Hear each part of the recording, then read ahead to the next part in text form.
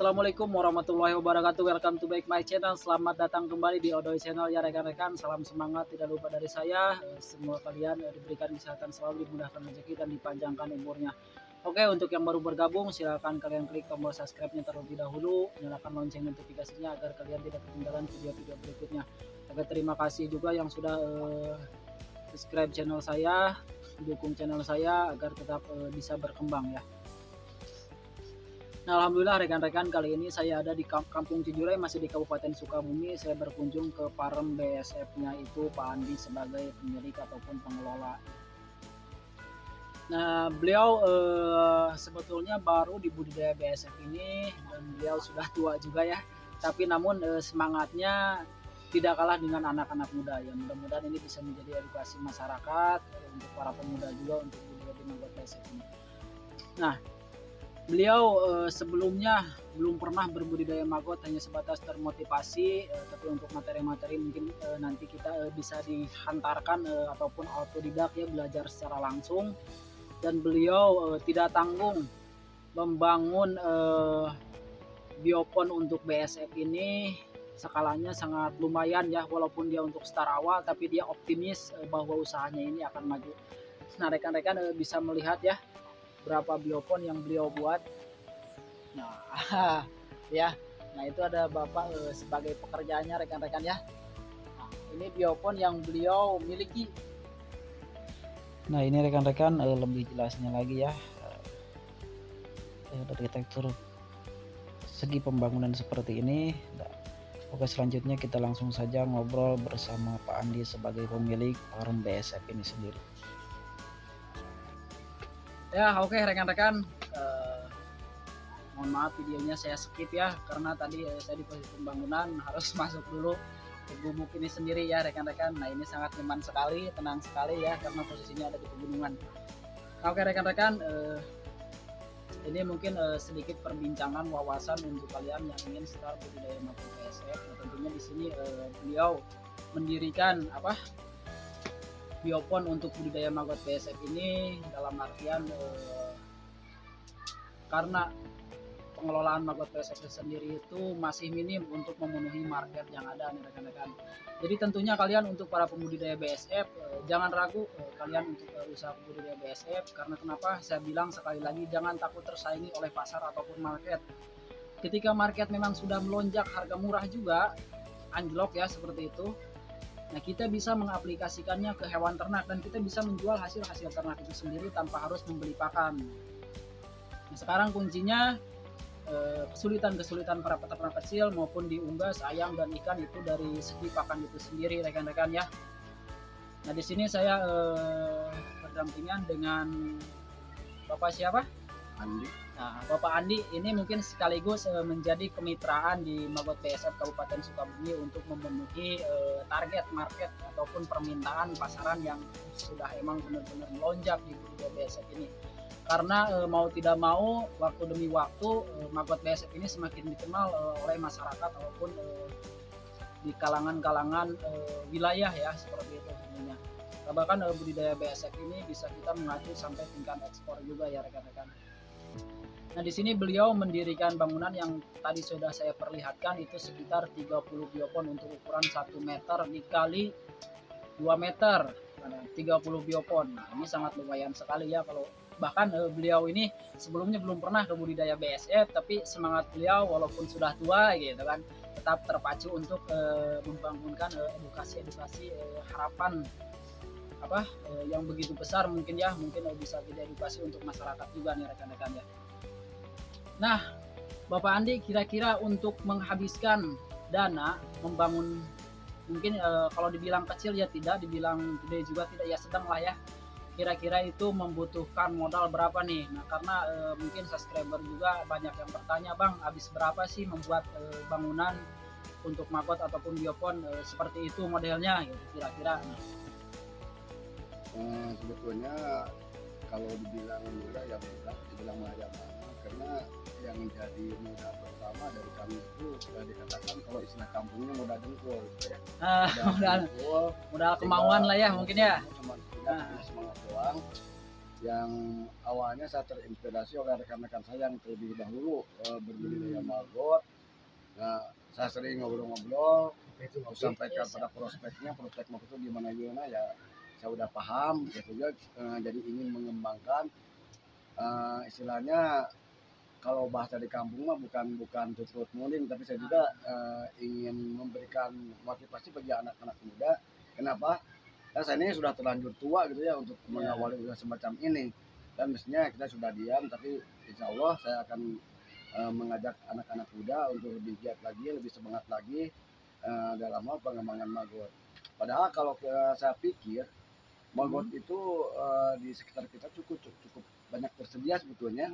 Walaupun di alam liar itu bisa, karena kalau wilayah Sukabumi Selatan ini dipenuhi oleh, bukan penuh ya, banyak kandang-kandang ayam yang mungkin di situ awal mulanya BSF itu, maggot BSF itu ada gitu.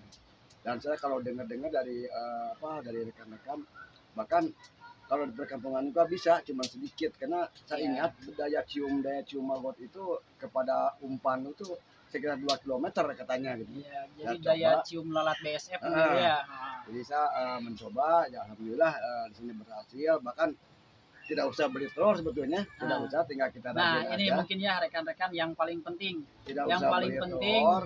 Beliau ini berbudidaya maggot tertariknya kenapa? Beliau ini tidak perlu membeli telur karena kenapa?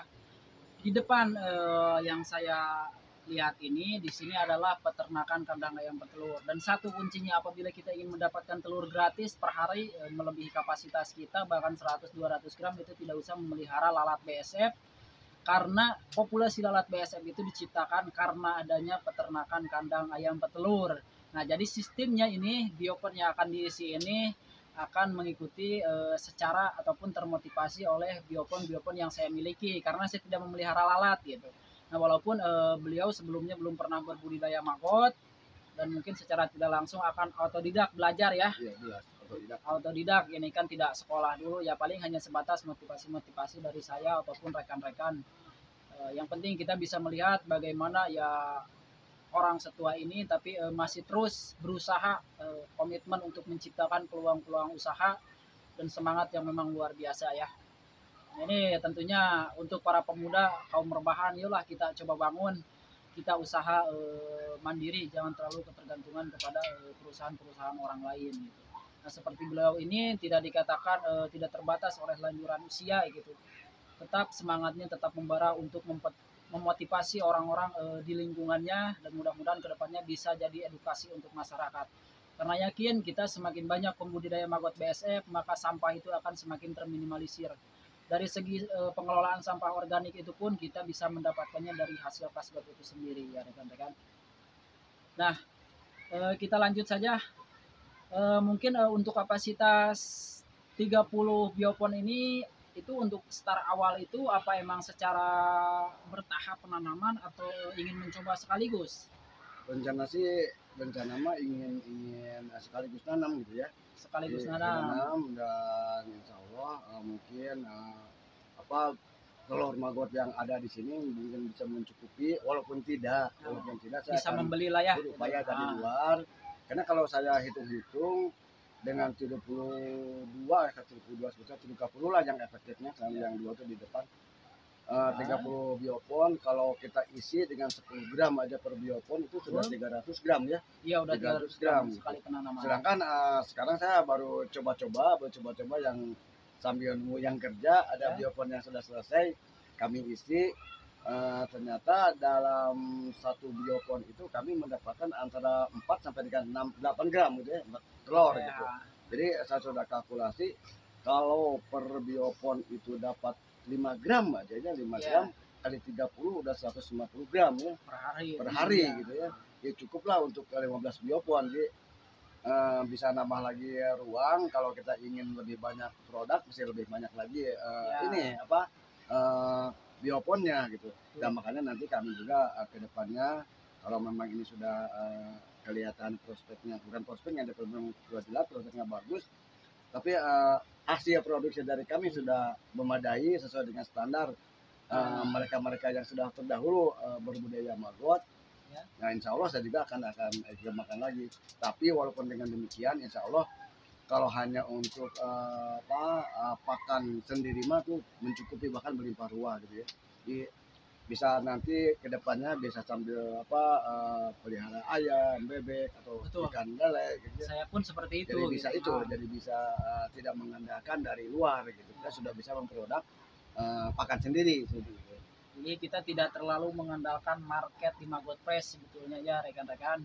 Nah, di sini kita cukup mengonsep, kita punya hewan ternak, kita bisa mencetak pakan yang memang asal mula dari sampah, tapi itu bisa menghasilkan produk makanan hewan semua jenis unggas, ikan, burung, termasuk ikan yang bernilai proteinnya itu tinggi di kisaran 41%.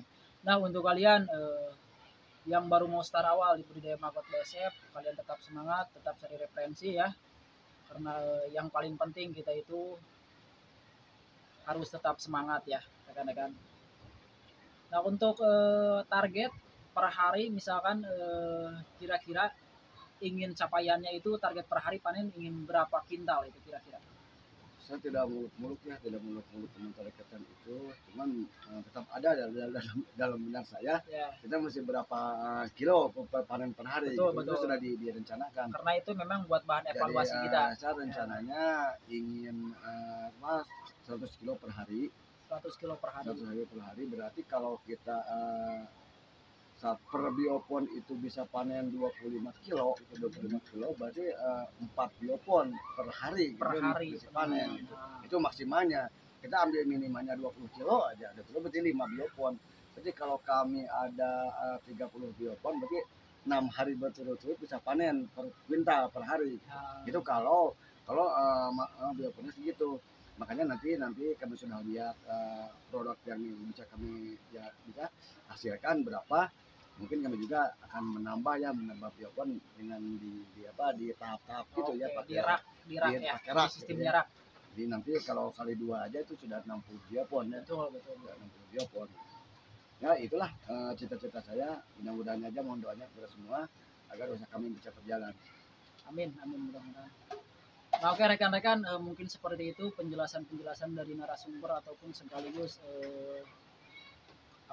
pengusaha BSF sekaligus pengelola mungkin ya. Nanti ditemani tadi ada yang di belakang itu lagi duduk kopi, mungkin ditemani dengan partnernya sendiri ya. Partner sehidup semati itu. Itu dengan namanya Waiman ya, mudah-mudahan usaha beliau ini bisa lancar ya rekan-rekan. Minta doa juga sebagai dukungannya. Dan tentunya sekali lagi untuk rekan-rekan semua yang baru melihat postingan ini, yang baru subscribe, silahkan klik tombol subscribe-nya terlebih dahulu nih rekan-rekan ya. Apabila kalian memang terasa terhibur, silahkan klik tombol sukanya juga. Yang satu mungkin jangan ketinggalan, nyalakan lonceng notifikasinya ya, agar kalian tidak ketinggalan video-video uploadan berikut selanjutnya. Oke rekan-rekan, terima kasih yang telah menonton, menyimak video ini. Sekali lagi saya ucapkan terima kasih. Wassalamualaikum warahmatullahi wabarakatuh. Waalaikumsalam.